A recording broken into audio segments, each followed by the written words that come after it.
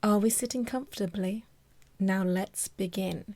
I'd like to talk to you now about a new idea I've just had. And I thought it was funny to start with a different intro. Okay, so I have a new game idea that will hopefully tide me over, fix any blocks that I've had, which I've thought of as the first quick idea when I was on a Domestika course called Creating a Professional Pitch for Video Games, because I need to pitch a game for myself to then understand exactly what I'm making and make myself nice and focused. I think this course went through a few things. Mostly they talked about inspirations and make you think about what games do you like to play. You're going to make something or pitch something, be enthusiastic. So what games do I like to play? I quite like action-filled but cozy games. One of my old-time favourites is Spyro. Like, it's so cute. You're running around, it's not just a little bit wacky, it's very wacky with its old animation. Well, it wasn't old at the time, but it's animations that were just fun. You had things like, you had sparks going zip, zip, zip. You had all of these things that you had to collect to just move through the world. And I was like, maybe a collection game. I really, really like fantasy. That was already a dragon thing, but you know what it's got in it? What I also think are so fun to play with?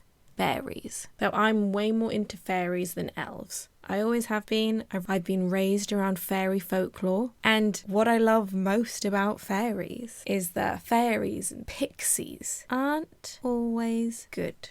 So in D&D, elves can be a little bit more like that. You've got the Feywild, where elves can have their own morality. But fairies, little pixies that come in and literally can steal your baby away and leave a changeling. If you're in their little tiny, possibly made out of flour, possibly made out of mud or leaves or whatever, boots, you can either help the people around you or really hinder and mess with them. So I thought of this idea where you're collecting things. They could be little things like flowers, or they could be human souls, or hopes and dreams. It's up to you. And yeah, it kind of made me think, what was the other game that I really enjoyed that I didn't get to finish, but I love the concept of. I love the concept of Star Wars. And one of the Knights of the Old Republic games that is on this computer that I'm recording on. But I got to a point that I was like, what do I do with this very old Mac and a bit confused game? It got so confused. I've forgotten about where I am, but my point was that I love the idea of having something like a force meter. You start at neutral and you can go to the dark side of the force or the light side of the force. I think a light RPG with collecting and your involvement in a story by choosing to do either something positive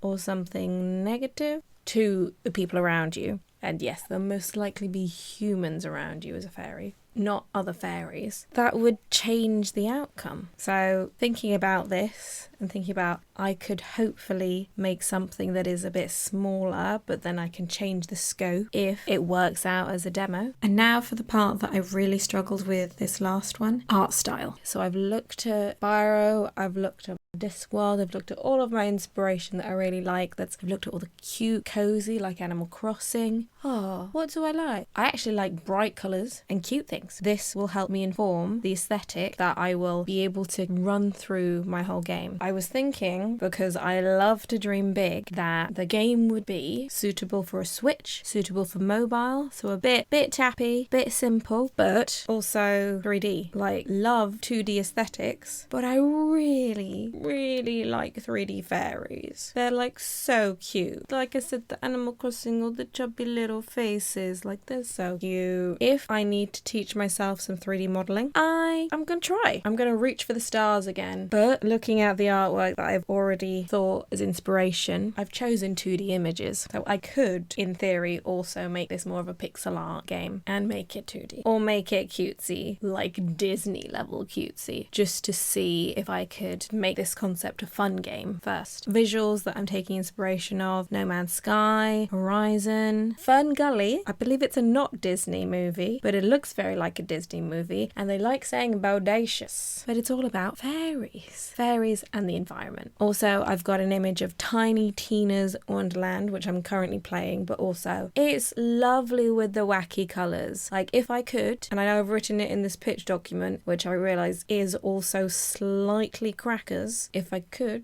I'd make this a first person game, so you're first person collecting things, or like messing with people or setting them on fire. But that's me reaching for the stars. I was also thinking about a place. I've got a photo from the underneath of some trees by one of the walks I was going on, the undergrowth of the British Isles, really looking at things that are so big. It's a whole quite hard to do idea again, but I'm going to try and prototype it and then decide an engine that I could do. In a pitch document, like, I was looking at, I'll try Unity, I could just go do that. And I was like, now looking at it, why did I say that? I think the game engine is open until I can figure out which game engine I want to work with and can work with, because I am overconfident to a fault. Prototyping it, I could try and prototype it with RPG Maker, which means I'll be doing some little pixel art that'll be very quick, and then see if it's a fun idea. Because if it's not fun, in essence, I know I should not spend all of my time making it and find another idea. But this looks really cute and really fun and definitely sparks all of my creative idea juices going. Okay, goodbye for now, and thank you for listening to me, and hope you are enjoying some creativity.